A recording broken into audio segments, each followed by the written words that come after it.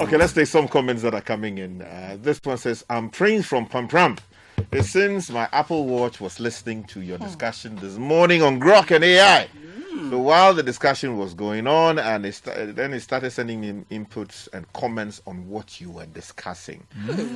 Well, my brother, you would also have to be watchful. Some of these things can be counterproductive. So if you have to turn it off at appropriate times, please do that. Don't leave them on all the the watch time. listens to you. Yeah. And so there is. No, hold on. What do you do? Is it the watch that listens to you, or there are people behind the watch? So no. So you see, the watch is serving as a conduit to collect information from you and sending it to wherever. So that means there's an invasion of your privacy. Well, you yourself enabled it. So that's you are that wearing debate. the watch and you go to do number 2. The watch is there with you. Yeah. So why? What is this? So you enable it when you require its use. But some people, because of You know how to disable and enable. Exactly. You remember to enable and disable. that's why you bought it. So you must take the So the trouble. Apple Watch travels with you everywhere. I see, and then we say it's all technology advancement. so Bernard, okay, let me give you a typical example. There are people who can be falsely accused of committing a particular crime. If you have your watch on and you have enabled, for instance, locations as in where you have been, where you have not been, and all of that, and then you are arrested and you go to Alibi. you say that, Ayo. at this material time, I was not here. I was using. So that's one good use case. That is one good. But use there are case. many bad use cases. And then- so I'm just saying. So you see, it serves its own It's serious, purpose. though. But you see, if the thing listening to you was just a machine, I'll be okay. But there are always human beings behind those things, so that is where the problem is. harvesting your information, using it to target you with adverts. It's very serious. We have to think about it carefully. Yeah, that balance. Because Minister the for idea Communications. that technology can basically look, Sky, I can be talking to Caleb and mention somebody's name. Yeah. Facebook will quickly then suggest something around that. Yeah. For me, we need to have a serious conversation about that. should turn It's it an invasion. Technology has good uses, but it must be regulated. I agree with you. It's getting to a point where Turn we it cannot control anything. Turn it off. No, you are right in turning it off as one, but there should also be policy around it. That's true. It shouldn't just be turn it off, I because the government exists for a number of reasons. Yep. To make sure that certain interests do not dominate other smaller interests. Because some people may not have the knowledge and the wherewithal to control, because you are quite knowledgeable. And because you know this, you know what to do with your family. But the thing is being retailed to all kinds of people. So beyond turn it off, there must be proper regulation.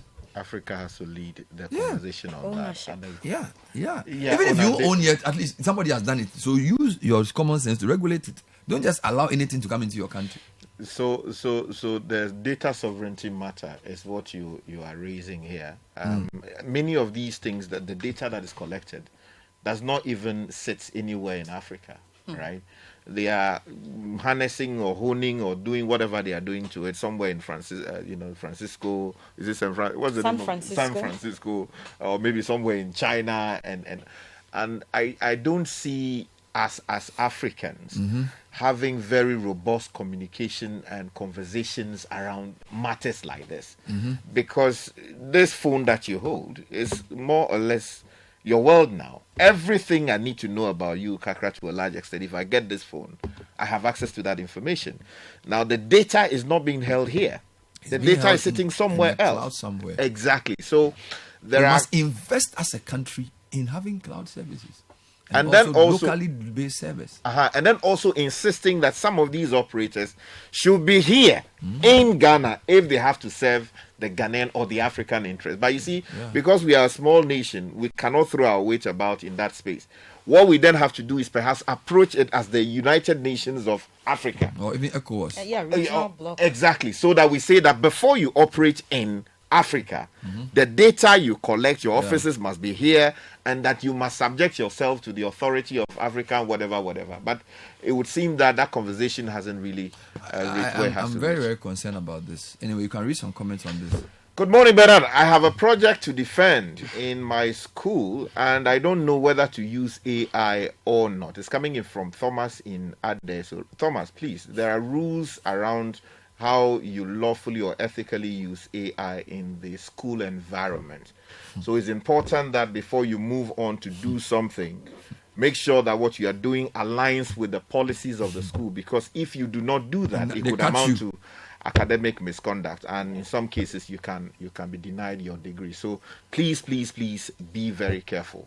This one says, Bernard, on the matter of AI, it would usually take me 2 days to code a website, but with AI I can do that in 5 minutes and spend at most 1 hour to tailor it to my human preferences. Correct. I agree with Sky. AI does not necessarily make us lazy. It enables us to make efficient use of our time. That trick is to understand what you are doing, and AI will help you do it faster. Thank you, my brother. You've not supplied your name, but you have made the point in a truly beautiful and fantastic. Very soon we'll replace Bernard with. I look forward to that day. We just need to listen to his show for 5 years. AI can even get your laughter for me. I don't know how AI can generate that laughter. But also on the side, looking at the pros and cons of using technology generally, AI in particular, following up from the comment by Edwin about Grok being asked a question about some voters. And according to Sky, that question probably was not even properly asked. It should have not been ethically answered, whatever. Yeah. But then we're also talking about the intrusion of technology into our lives, and also the way it's changing how knowledge is processed and what it means for learning, whether it's going to create a generation of people who are smarter or dumber. All right. And I think the argument Sky makes is that is the way you use it. You need to learn how to use it so you can still get better outcomes for society. And whilst we agree to that, we're also saying that the mind must be engaged. The mind was designed to be engaged. So if AI exists, it helps, but doesn't replace your mind. So you should not become intellectually lazy on the basis that AI can do the work for you. And there's a fine balance. But I think we both understand each other that for certain jobs you get, AI can help you do it well. All right. I mean, I'll give you another example. I'm supposed to do some budget. I can give AI a prompt and say, I want to do a specific budget for A, B, C, D, X with some parameters. It gives you the budget. But a lazy person will just take that budget and use it. A smart person will say, okay, this is what AI was able to do based on the prompt I gave it. Now, based on the particulars of what I need to do, I must tweak it to fit the purpose for which I am supposed to do this project. You get it? So I can help you make the long drawn process shorter. But the thinking is still yours. Because for me, when people stop thinking, in fact, the day society stops thinking, we become extinct. I agree with you and I understand you, but it is the tangent, your concluding tangent is the basis of which I will side with Sky. Because you see, there were and have always been smart and not so smart people, irrespective of the technologies that we've encountered. So it's not AI that's not necessarily going to stop thinking or put a halt on thinking and replace human beings. It can if you use it to do that. But for example, if AI, so I'm coming on. You see, he just gave a nice example of how you can use AI to do certain things. But I'm saying that even when AI gives you the response, you must question and tweak and analyze before you use. He even spoke about a student. So a student has a project. He's saying he hasn't read, so he probably wants to just use AI to generate the answer for him. And he's going to reproduce that. That's replacement.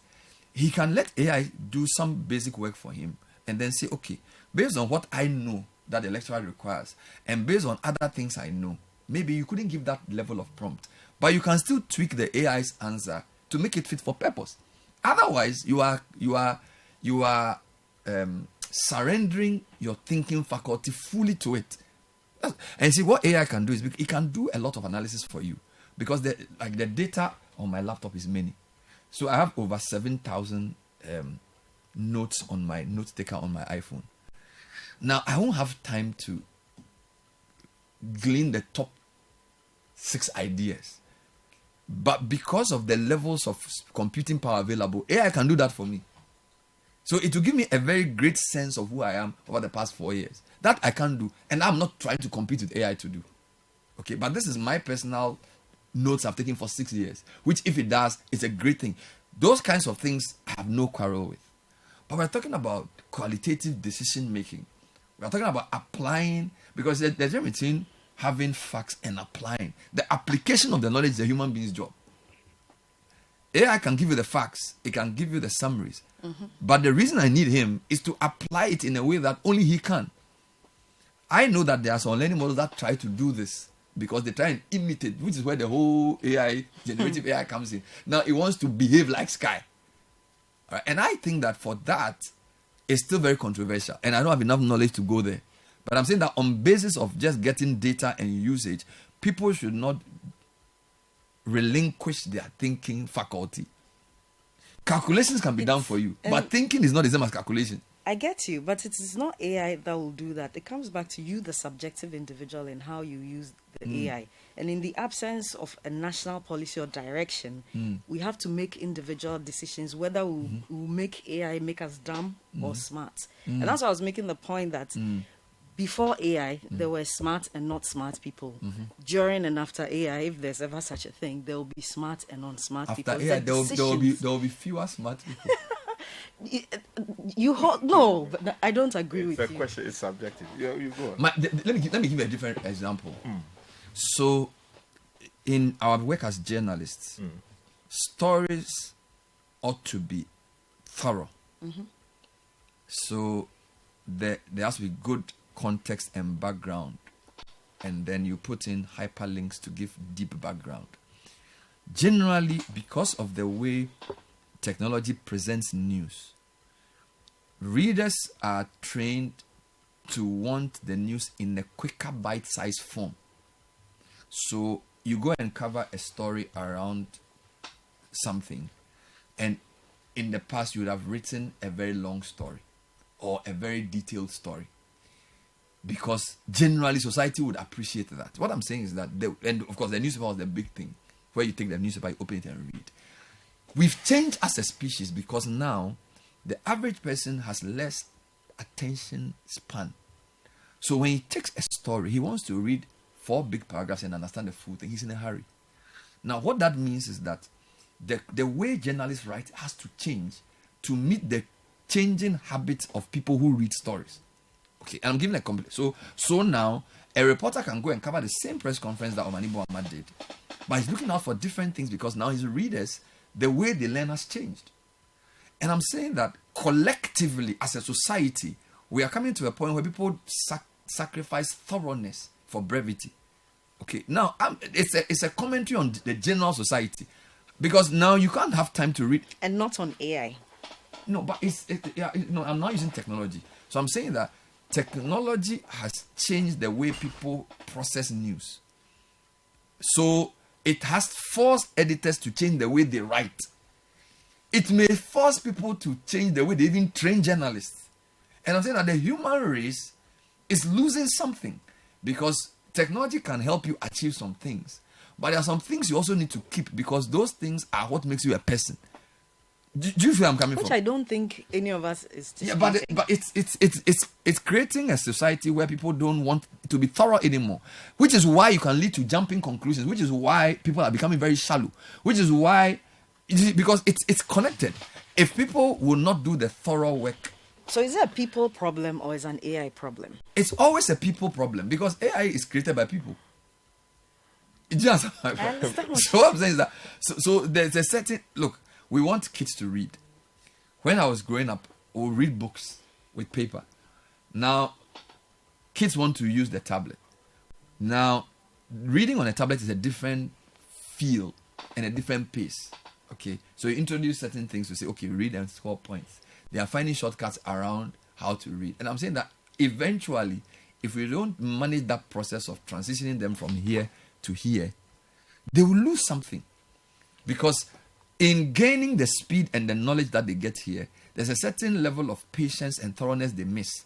Because the way information is presented here, paper, is different from information presented here. Do you understand? And the way your mind and your brain works when you are going through this quickly, which is why platforms like IG have become very precise. So they'll do infographics. It's advancement, but it also changes the way your mind works. Bernard, you see, I think, while I agree largely with some of the things you're saying, I think you're also refusing to accept that all species evolve. All of them evolve. Yeah. Now, the question is whether that evolution is a disservice to, in our case, mankind, or is giving us progress. It depends on how you look at it. Previously, before you get the map of Ghana, you must have hired some map maker from England, who will most likely will be carried in something akin to palanquin, or, with ropes around it, and then he would travel from my village. I get the point. That's it. And then do all of that, right? And come to Elubu, and then walk back, and then come with an idea that says that, the map is here, here, here, and give you all the pointers, right? But today, right, when you do that, it is not that you are no more rigorous. It is a waste of your time. Yeah, there's a better way of doing There's a better way of doing it. Exactly. So technology intervenes. You have a drone. Yeah. You fly it over the coordinates you're talking about to take the precise coordinates for you. Yeah. In which case, even the error that you even record is it's like almost negligible. But because you were using a human being previously, the margin of error is big. Do you understand? So yes, there will always be some trade-off.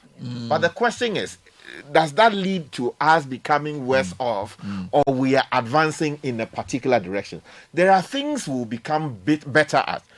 Smartness will no longer be how much you are able to keep in your head, for instance. It's a question of what you can recall at a particular time to achieve a desired result.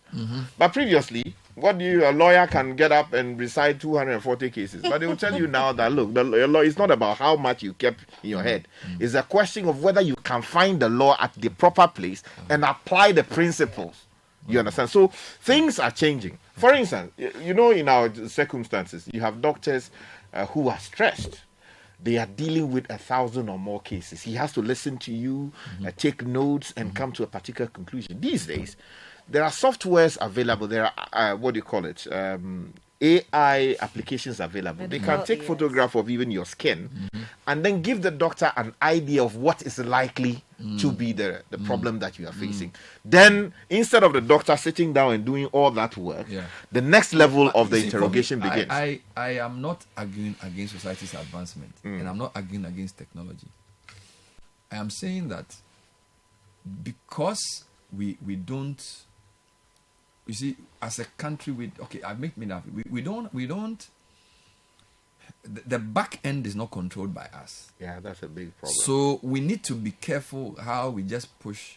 So you've given a nice scenario. A doctor wants to make a diagnosis. Okay, if I know it's Dr. Sky, there's agency. I know what he's going to use my information for. There are certain rules around how he works. We are not sure who is behind this AI that, even though it may give a positive diagnosis, which may work, there may be other long-term implications of controlling of our lives, which we do not understand. So what I'm saying is that we should take the progress of technology, but also be minded of the dangers of moving too quickly without understanding the policy framework and the things. That's number one. Number two, the way we learn may have to change. Yes. Because in the example you give around cartography, so the focus of learning is now, how do you interpret and use or apply what this drone has done for you, rather than laboring in the physical mapping. I understand this. But the question is, do educational institutions realize and recognize, have they woken up to that new reality? Because the way they are training people, and the thing, which is funny, because universities it's almost like an irony for me. Universities, on one hand, produce the best knowledge, and yet universities, on the other hand, are the places with the most conservative, slow, I won't change, I'll die in my socks people. It baffles me. They produce so much knowledge every second. But I think it exists for a reason. And I'm not criticizing them. Okay. It's actually a balance. Okay. These people produce a lot of knowledge. Yet they also want to maintain standards and old landmarks because they believe, you went to Oxford, they believe in tradition. Because they know that everything must build upon something else. So I think we should learn from the universities. So even though they produce a lot of knowledge, they are not in a hurry to change too quickly. Companies, on the other hand, because of the profit motive, will want to change as quickly as possible because the disruption makes them money. We shouldn't criticize universities for wanting to hasten slowly, because a lot of the knowledge companies use is produced by the universities. But the universities want to guard standards and ethics and principles, which is why I sort of agree that we should hasten slowly. Companies, because of money, now we are talking, somebody's watch is listening to the person and suggesting things to the person. I mean, you can say that's extreme example, but the truth is that there's a profit motive for creating these things, which don't necessarily be beneficial to society immediately. So we should have a balanced approach. Do you understand? A balanced approach between what we are gaining, but I don't think private corporates in North America or China or wherever should lead the way we use these technologies on their own. We should bring in, which is why some of the guys who are the best minds in AI keep warning us that this thing in the wrong hands can cause distraction. It's not because they don't trust in technology. You've read some of the top brains in AI keep speaking to the international media, and they say, let's be careful. This thing in the wrong hands. And you know, a lot of things in our world today is money. Even a lot of the wars we see is money. When you surrender things to the corporate people and their only interest is making money, they can even instigate wars because they want to sell weapons. You get it?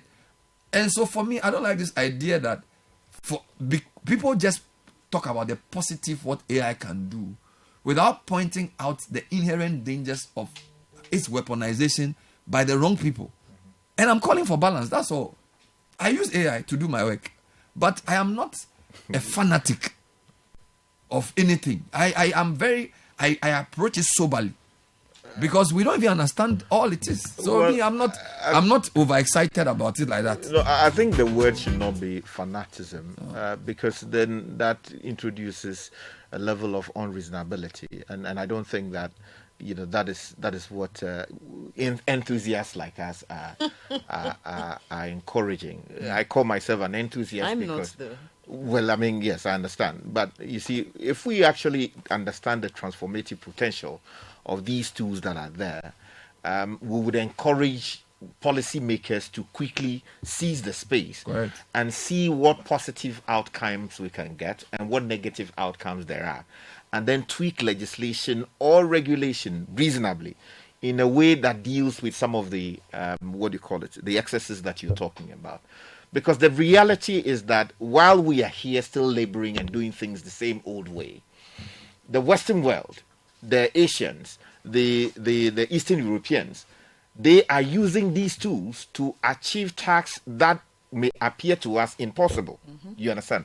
And that is why I insist that at the level of policy making, we need a certain passable understanding of what these tools are, what their potentials may well be, and then get them to say that, if this is the case, then we have to move in that direction. Okay. But it would seem that there is some, if you like, gap there in knowledge. And that is why we see all of these things happen. Because myself, I walk into spaces and I ask myself, why do we still see all of these things? Because walk into the Kotoka International Airport, for instance. You go to one place, they look at your passport, you say it's the health, whatever. Mm-hmm. All he does is to look at your passport and, okay, go to this particular table. Mm-hmm. And then there's an officer standing there and say, okay, go to this place.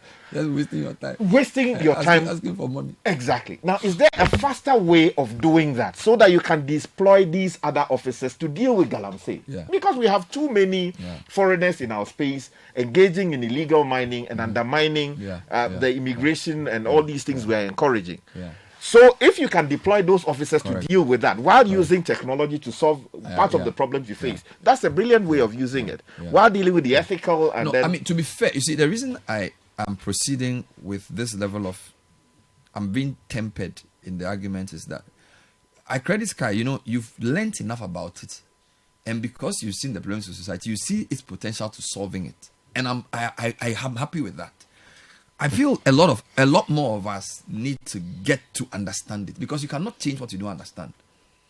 Right. So the starting point is that MPs, look, last week they were discussing some photo of a supposed gay couple at the a place of historical significance. And I didn't really like the way they discussed it. It was very... look, we could have discussed that when Sky and I are sitting and eating. But if you are in Parliament as a House of Record and you're going to discuss whether something is a fake AI or not, it needs to be a bit more informative and sort of. So we all, journalists in particular, and then policymakers and duty bearers have to read and learn more about this thing. Yeah. All right, that's number one. That's number two. Going to the level of Sky to say, how can we apply to solve our problems? 100% I'm with it, because society has been advanced by technology that solves our problems. But you see, I am just saying that we cannot outsource the regulation of AI and its evolution, or we cannot outsource the deployment of AI in our lives to only private companies. We need to strengthen our government. Minister of Communication and all these guys must have enough knowledge to give them the regulatory nuance to manage those spaces. And it's not just Ghana. Globally, even if you listen to some of the parliaments, they are not that well knowledgeable about these things, because the companies are investing a lot of billions. Don't forget that knowledge is also money determined, because if somebody has money, they will pay for the best training. So the companies are ahead. And I'm saying that it's even with things like vaccines as well, right? We always have to be careful of the military industrial complex, big pharma, or the technology big four. Because these guys, they've done a lot for us, but they cannot be left on their own. They've done a lot for us. I concede. Microsoft has made my life easier. Office, Windows, Excel, brilliant. When what do you call it? What's the name of the guy? Who's the founder of Microsoft? Bill Gates. I'll bow. Thank him. He's done a lot for our lives. The Google boys, brilliant guys, but they must not be left on their own. No. So power is such that absolute power corrupts absolutely. We need to have different centers, knowledgeable media, smart regulation, right? And even educational institutions must also take certain positions which will not be driven only by corporate interest. Because of the point I made about the education institutions and the way they work. So that all of us will work together to regulate this thing. Because we all don't know where it's going. All right. So as for the issue of whether AI makes us smarter or not, there have been many articles on it. I don't want to go into it. So my conclusion for myself is that my interest in it is driving me. In fact, my skepticism about it is what's driving me to read more about it. His interest in solving problems is what's driving me to read about it. We may all end up at the same place. Because sometimes you can approach something you learn from a point of skepticism, and you may be converted. And somebody may be learning something out of enthusiasm and may become more skeptical. That's just the way knowledge works. So we'll just leave it there, read a few comments, and move to our next conversation. So there's this one, for instance, from Kweku, who says seafarers once used the stars for navigation. Today they use GPS. The fear of AI is like fearing what people might do with a knife. So it's a double-edged sword. This one, okay, let's take other comments. So more comments are in. You want to have? Yes, and Douglas from Bawe says, Bernard and CBS team, the Apple series always listening to your conversations. How does the app promptly respond at any given time when you say, "Hey Siri"? This simply means the iPhone is at any given time listening to you and ready to respond. So you can turn that off. So when you turn it off, then that particular function is no longer available. But that is not to say that there are not other ways of listening to you using your mobile phone. So I have that at the back of your mind. Let me read this very interesting one from somebody who's quite in the AI space. Brilliant discussion in the studio. I think you are both right in your argument. Sky is saying the benefits merit adoption. Bernard is saying or warning that we still need to control the intervention and can't adopt without understanding the implications. So, however, we are being overrun at the combined rate of advancement and adoption given the perceived advantages. So the question is, how do we mediate the inevitability? The warnings fall on deaf ears of consumers who are at liberty to adopt. But do policymakers have the understanding, this is my point, to shape a more optimal path to balance the benefits with the risk. I think it's ended the discussion for me. Beautiful. So the onus is on policymakers who owe it to their citizens to understand what is going on so they can intervene to give us a right balance. Because I think you can't regulate what you don't understand. More 100%, comments are coming. 100%. Good morning, Bernard. Talking about people using your voice and your image for AI-generated adverts. Immediately you finished talking about it, the video just appeared on Facebook for me to watch. Good morning, Bernard and team. The AI conversation is interesting, but prior to having widespread internet, we were going to the library. With internet, we can sit in our homes and look for books, research online, anywhere we are. Did that make us lazy and dumb? With AI, it's not 100% correct. You need to understand what you're looking for. Key in the right prompt and actually make sure what AI gives you in return is correct, so AI doesn't make us dumber. It helps us find information faster and to a large extent makes life easier. It's just like washing machine and hand washing situation. It makes life easier because there are other things to do. Shalom, Nana Akushe Free sent that one. Hello, Bernard and team. On the AI topic, I think you both are saying the same thing, but from different perspectives. AI will not stop humans from thinking and reasoning because regardless, some people are just lazy and would like to just copy and paste what AI has done and not even review or edit. On the other side, I agree with you because without AI, humans are compelled to think, to be creative enough. However, we are not being creative now because we have AI at our disposal. Andy sent that one from Adenta. Hi, Bernard. The AI topic is a big one indeed. I understand your concerns, especially in a world where many people are lazy already. But here's the thing. If you truly understand the use of AI, it will not hinder your thinking because as a matter of fact, it is your thinking that will determine what the AI will give you. Even the prompt you give to the AI is thinking in its own. AI, for those who understand how to use it, will make them better thinkers and even grow in knowledge. But those who don't know, it makes them lazy. Here's another one. I understand where Bernard is coming from. We are now building more explicit knowledge than tacit knowledge. In other words, we are putting all the knowledge in machines rather than human. Good morning, Bernard and team. This is what I do with my daughter, who is currently in Senior High School 1. I give her essay topics to write. When she's done, we assess it together and look out for ways it can be improved. Then I give what she wrote to AI and ask it to dissect and analyze. When done, I ask my daughter to study the AI suggestions and rewrite the essay. She tweaks it over and over again until it is better. So I teach her to use AI as a study companion and not a substitute for thinking. And Neo Doi sent that from Hacho. Okay, that's Beautiful.